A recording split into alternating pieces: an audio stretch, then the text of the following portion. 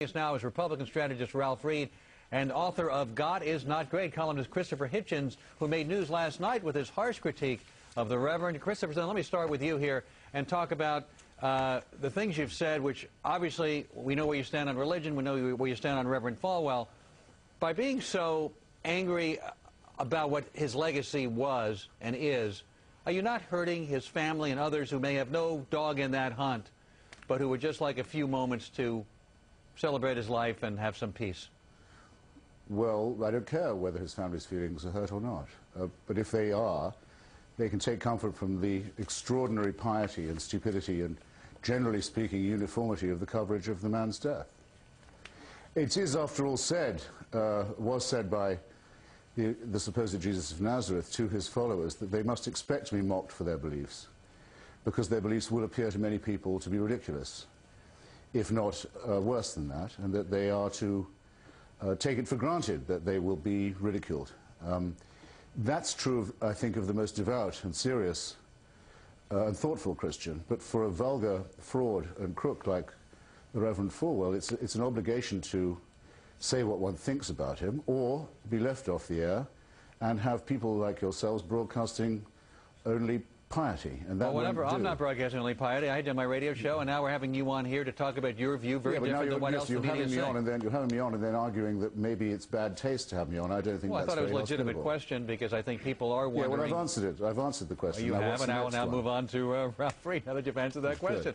Ralph, does Christopher Hitchens have a point? It is a free speech issue. He was a polarizing figure, Reverend Falwell was, and there are many people, maybe not all of them feeling as strong as Christopher Hitchens, but who feel that Reverend Falwell was indeed a polarizing figure who said things that offended many Americans. Well, you know, look, any time, Alan, that you are an agent of change the way Dr. Falwell was, who had the kind of impact that he had on American religion, on our culture, and on our politics, he was one of the most important historical figures of the last 50 years in each of those areas. Ending the self-imposed exile of evangelicals from civic and cultural engagement, and I think transforming them into one of the most important and vibrant and energetic constituencies in the entire electorate. No one does that, liberal or conservative, Republican, Democrat, of any faith, well, and not stir controversy. But it's just my belief as an American, not as a conservative, not as somebody of any particular denominational background or faith, but just as an American, in terms of elevating the civility of our discourse, that when somebody dies, that we ought to show a measure of respect and appreciation for their family and for their loved ones and for those who are grieving right now, and our thoughts and prayers ought to be with them, regardless of whether we agreed with Dr. Falwell. Christopher Hitchens. Oh, come on. Play the world's smallest violin. Listen. He established a business, a racket, in my opinion. He was a religious businessman in the same way as Mr. Ralph Reed is a religious entrepreneur. He's left the business to his children. It's a hereditary job. Let that console them. You can't have me on and say that I have to say, I'm terribly sorry he's dead. Hey, one reason you can't ask me to do that is because I am not. I think we have been rid of an extremely dangerous demagogue who lived by hatred of others and prejudice, and who committed treason by saying that the United States deserved the attack upon it and its civil society in September 2001 by other religious nutcases like himself. He profoundly and repeatedly apologized, and I'm sure you're perfect in your life. I'm sure you're perfect in your life, and that you've never made any mistakes. I've never committed treason like that. I don't believe in the sincerity of his apology. Let's look at the thoughtlessness and the mean-spiritedness of your very remarks that you've made about Reverend Falwell. By all means. You think it's a pity that there isn't a hell for him to go to, you said. Yes, I do. On his death, you write, the discovery of the carcass of Reverend Falwell on the floor of his obscure office is, you know, almost zero significance, except for perhaps two categories of people, etc. You also say the evil he did will live after him. Yes. I knew Reverend Falwell, Christopher. I know the good work that this man has done. Tell me about it. Well, for takes a lot to make me cry. I know you think you're the smartest guy in the room, but you sound like a jackass when you attack his family like this.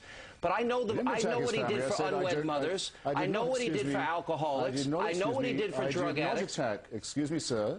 Yeah. I did not attack his family, and no fair-minded view of yours will say that. I'm not going to be conscripted into saying that it's my job, when you invite me on to discuss this man, first to say how sorry I am for him and his family. That isn't what I feel.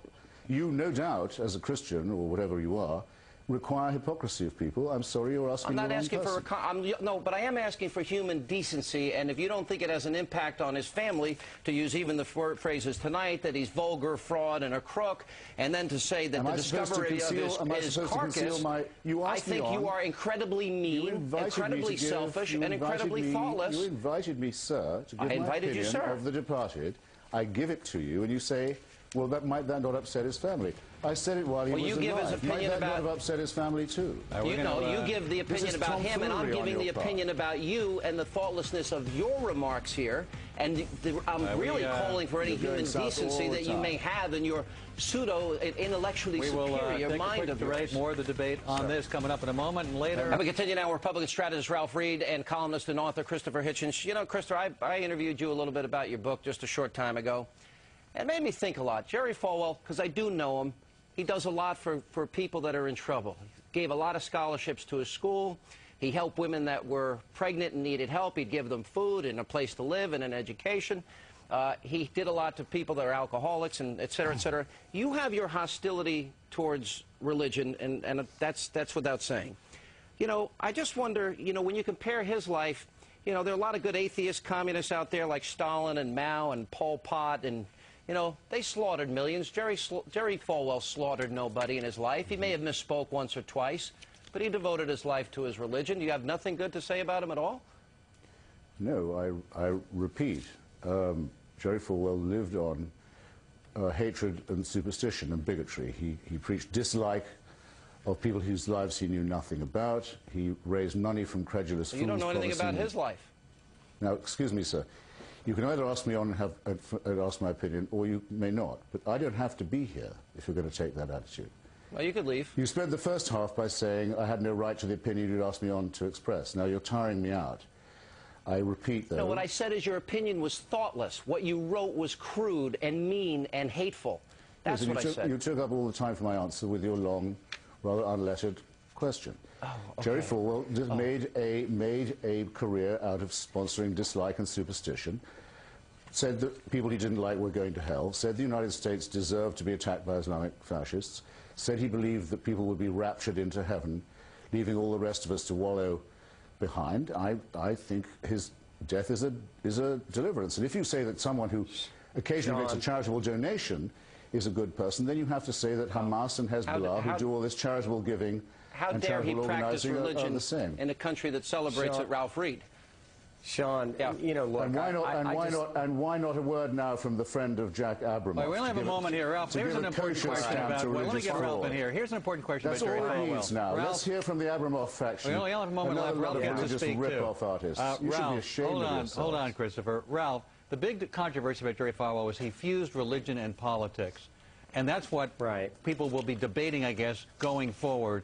And after he said he would not do such a thing, would Jesus have advocated the GOP, and was he right to bring in and marry those two and give that impression? We only have a very short time left, Ralph. Well, I don't think that's ever what Dr. Falwell said. What he said was that there were certain transcendent values, such as the protection of innocent human life, the sanctity of marriage, the need to defend the state of Israel, his opposition to communism, his opposition to radical defend the Israeli jihadism, and what he believed was that those values should be reflected in public policy.